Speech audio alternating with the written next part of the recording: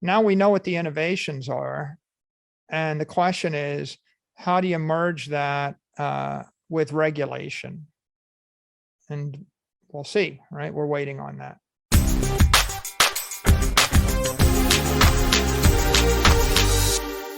I don't know what the solution is.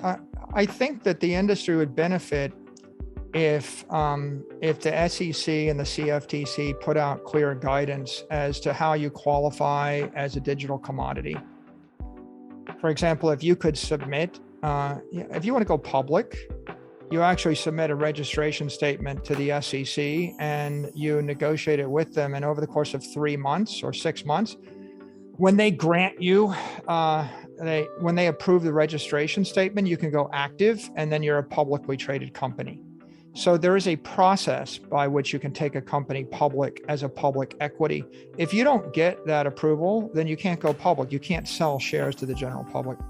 So right now, the question is, if you had some crypto, the only crypto that's been deemed as a commodity is Bitcoin. That's the only one that I think is certain. I mean, everything else is a question. And the chair of the SEC said that on television a few days ago, right? So the question then becomes, okay, I think that my crypto is a commodity. How do I get it certified? Okay, there's no clear process. I think the other step forward would be a process by which I could submit a stable coin to get it certified as a stable coin.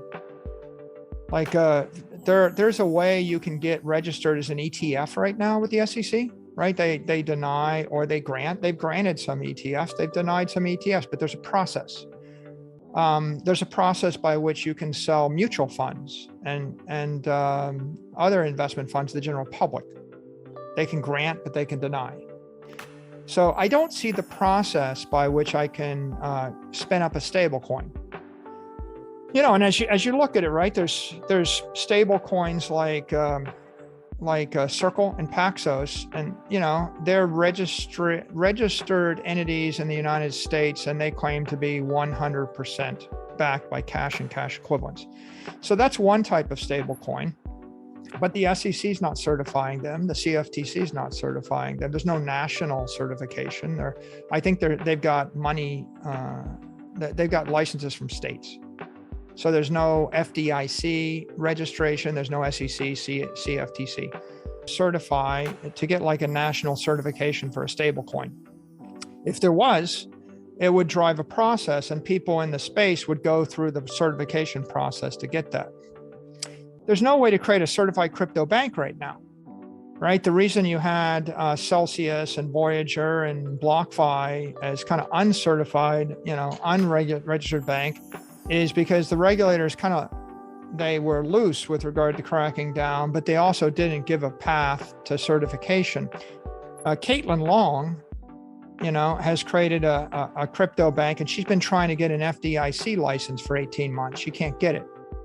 And there's no path, there's no obvious path to get the right license. But you can imagine if I was running an ETF and I said, I'm running a high-tech ETF and I'm going to buy a mixture of Facebook, Apple, and Amazon and trade it, and you were going to buy my ETF. Well, I would then post on a routine basis, like every day or whenever I change my portfolio, I'd post what I own in the ETF. That's complete transparency. And if we can do that with an ETF, the question is, why can't we do it with another crypto? The reason that this SEC keeps denying the spot ETF of Bitcoin is they claim that all the crypto exchanges are unregulated, and there's no surveillance agreements and there's no transparency. But what they're really saying is they don't trust the exchanges. They think they trade against their own customers, right? So if you're buying a token, like let's say you were buying some random coin on an offshore exchange and you had a big order in. If that exchange actually was operating a hedge fund and they got your order and then they front run you and they bought that token, drove up the price and then sold it to you, you'd be pretty irked, right? Well, so when the regulators are concerned about that, their view is there's just too many conflicts of interest, right? In the 21st century, you've got crypto, which is very functional, very fast, but they haven't worked out the regulations and the protections for consumers. And so, it's kind of hard to defend it if you watch $50 billion get torched and go to zero in a matter of 2 weeks. We can see why that's not so good. But what the world wants, the way this should end, what you'd like to see happen is you'd like to see the regulators embrace the good that's come out of the crypto world while extending some investor protections that are common sense, like thou shalt not lie, cheat, and steal. These are not like from 1933 SEC Act. They're not 1940. These are like 4,000-year-old rules, right? Hammurabi's code. They're in the Bible, right? They go back to ancient times. The Greeks, the Romans, everybody had this idea, thou shalt not lie, cheat, and steal. So we need somehow to introduce those common sense guidelines into a modern technology framework. And right now, for better or for worse, it's the United States regulators, the SEC, the CFTC, the OCC. They have the control of this, and the rest of the world's going to follow them. We're out of the first decade, which is a lot of innovation, a lot of creativity, a lot of, Mark Zuckerberg used to have on the wall of Facebook's headquarters before they went public. It's like, go fast and break things. Okay. That was the Facebook motto, go fast and break things.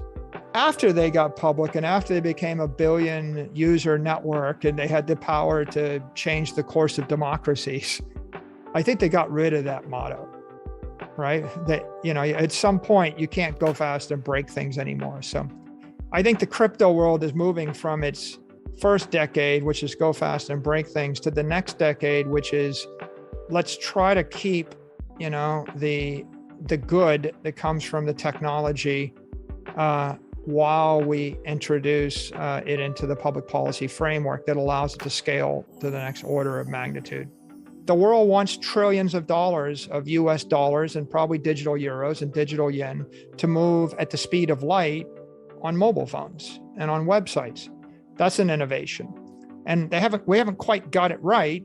We've got UST, which is a defective one. We've got Tether, which is successful, but opaque. And then you've got, Circle, PACs that are struggling, and there's no FDIC approved bank that's issued a stablecoin yet. So that's a new thing we're working on. And then I think they appreciate 24/7, 365 trading, right? That's an innovation, which is clearly an improvement over the 9:30 to 4 in the afternoon, 5 days a week. The rest of the world doesn't necessarily take American holidays off, and Sunday's not a holiday in the Middle East, right? And so, and shutting down the economy of China because you want to declare a holiday in California isn't the way to run a global ecosystem.